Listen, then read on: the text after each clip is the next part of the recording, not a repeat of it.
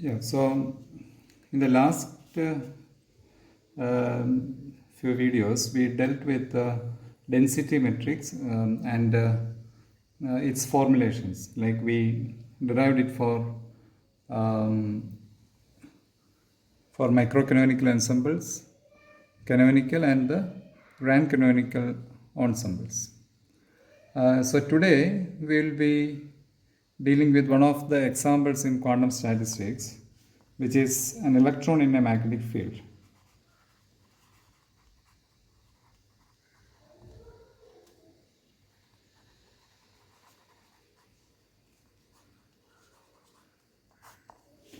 Okay, so we have made a discussion on this kind of situation when we dealt with paramagnetic materials during our classical statistics discussions based on the partition function and all that. So here we have to deal the same situation in terms of the quantum statistics, or in terms of the partition of the density matrix. That's what we are trying to do. So here, similar to the paramagnetic materials, here we are considering a case of n non-interacting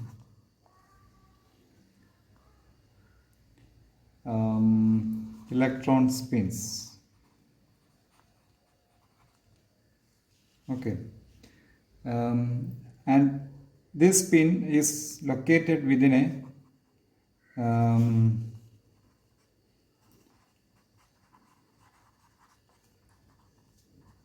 in a homogeneous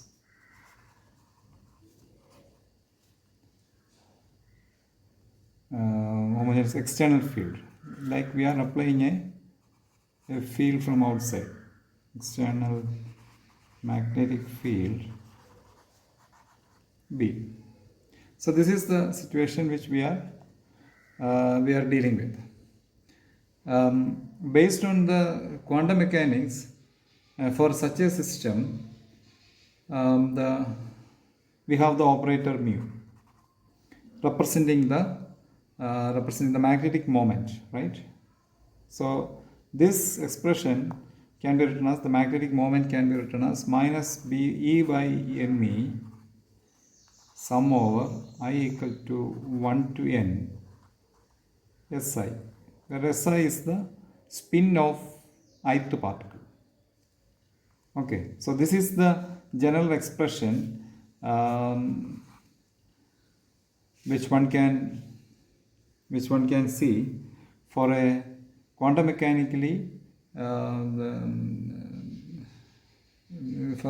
the quantum mechanical discussion on the magnetic moment of a system of, say, electrons, right? So we will use this expression for the evaluations. And now our attempt is to calculate the sum over I equal to 1 to n SI. So how will you evaluate this expression for this set of electrons? I don't know if you have already studied it. You have the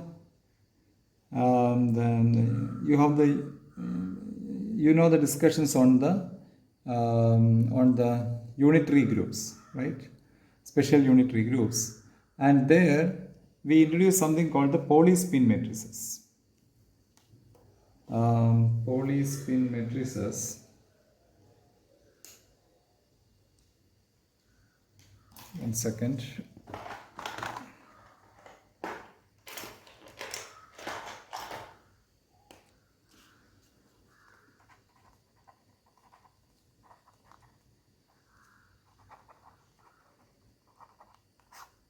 So this is something which you learn in quantum mechanics basically. So here, quantum mechanics or mathematical physics, where this is basically a fundamental representation of the SUT groups. Fundamental representation of SU2 groups. But this is fundamental, but that doesn't mean that this is the Pauli spin matrices are the unique representation of the SUT groups. Right? This is one of the fundamental ways of expressing the SUT groups. Huh? So what is the physical meaning of Pauli spin matrices?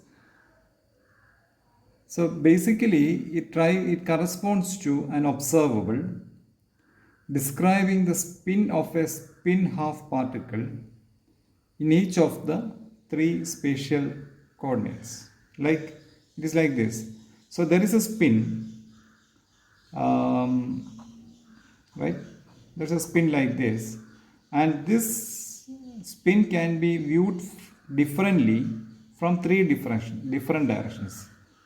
When I view from here, I have this kind of a view. When I view from here, what is that which I will be seeing? I will be seeing something like this. Right? This is the thing which I will be seeing. But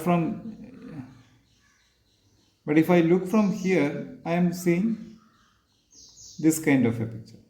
So in the X, Y and Z, the observable of the same spin do differ. So this observable can be represented with the help of Pauli spin matrices using three parameters: sigma x, sigma y and sigma z. Okay. So this is applicable for a spin half particle, of course.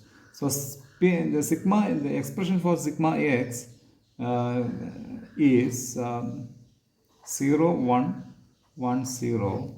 Sigma y is equal to 0 minus I, 0. And sigma z is equal to 1, 0, 0, minus 1. So these are the three Pauli spin matrices. Okay. For evaluating this sum over SI, we can use this concept of Pauli spin matrices. For each electron,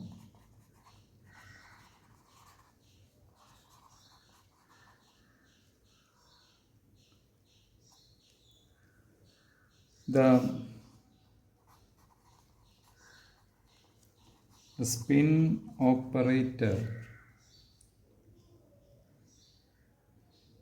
can be written as S bar is equal to h cut by 2 sigma x, sigma y, sigma z, which otherwise can be written as h cut by 2 sigma x, y, z, where sigma x, y, z represent the Pauli spin matrices.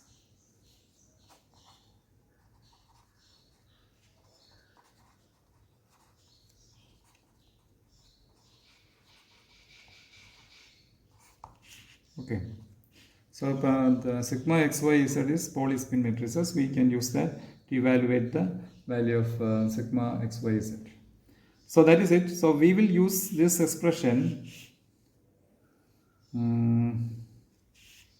Right. So let me name this as 2. Right. Okay. We will use this expression to calculate, say, magnetic energy for the system. So for the magnetic energy, you know the expression, right? You need the magnetic moment, and also you need the magnetic field. So it is basically mu dot B, which I can write it as. So basically here we will write the Hamiltonian of the system.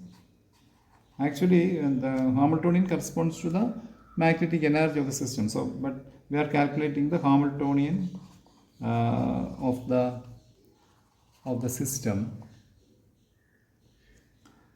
which actually corresponds to magnetic energy. So H is equal to minus mu dot B. So this is the expression.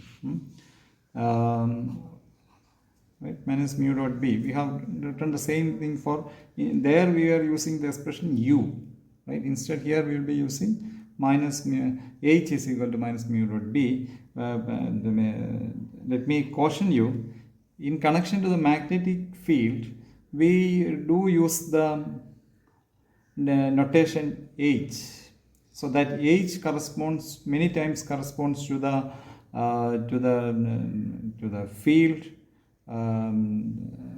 right, to the field in action, actually the magnetic field in action. But here do remember that this is purely the Hamiltonian, or the energy of the system. Okay, so I can write now this as equal to minus mu b into sigma dot b. What is sigma? Sigma is my Pauli spin matrices. Okay. Let me continue.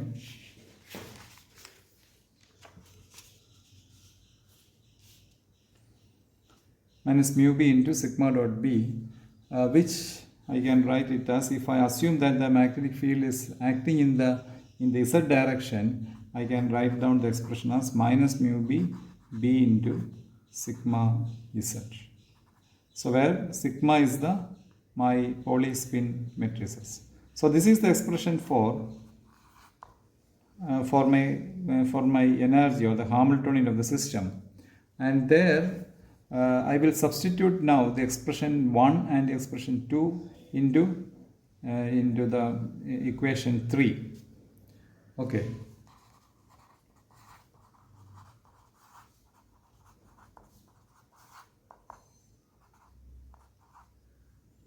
Into 3, I will get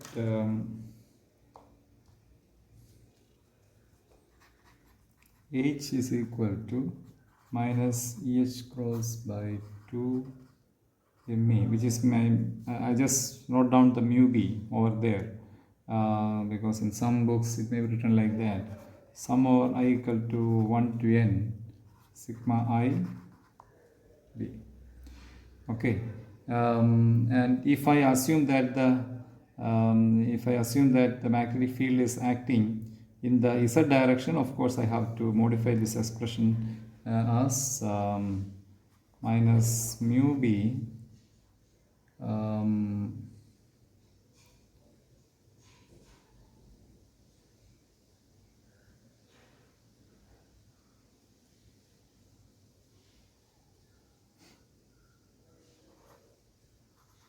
sigma z into b.